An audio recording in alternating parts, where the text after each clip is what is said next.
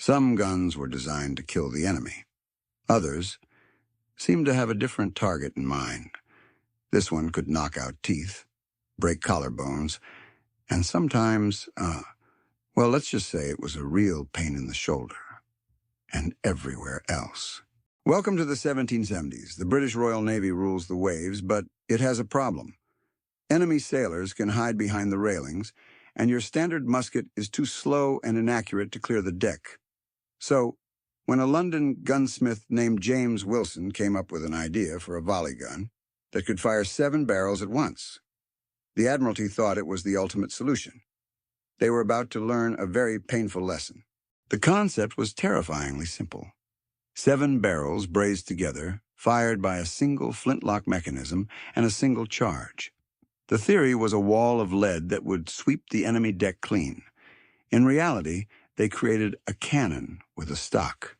The recoil from 7 barrels going off at once was biblical. It wasn't a kick. It was a freight train. This is where the hate part comes in.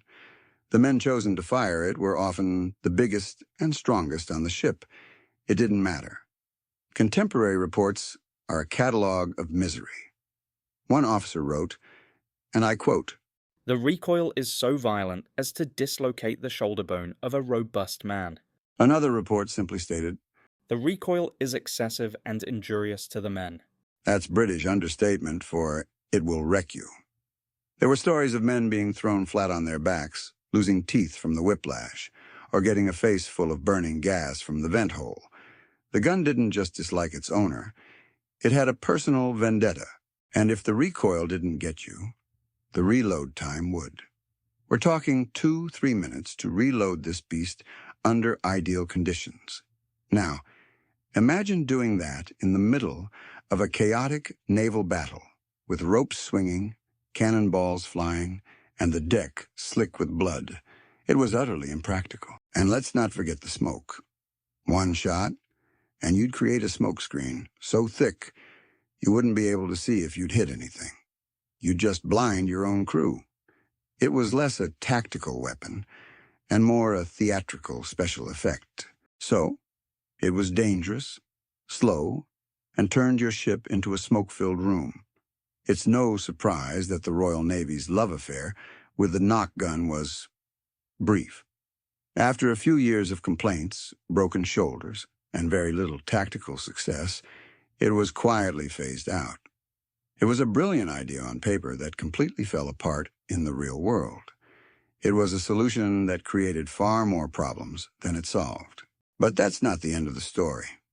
Today, the Nock Volley Gun is a rare and prized collector's item, and it found a new lease on life in Hollywood. You might remember it from movies like The Outlaw Josey Wales, where it makes one heck of a statement. In a weird way, it achieved immortality, not as a successful weapon of war, but as a legend of a gun that fought its own war against the poor soul who had to pull the trigger. The Nock Volley Gun serves as a timeless reminder.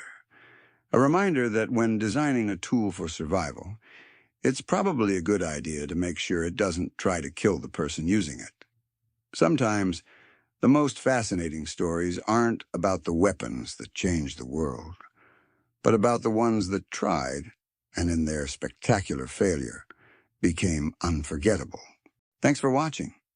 If you enjoyed this dive into forgotten firepower, stay tuned.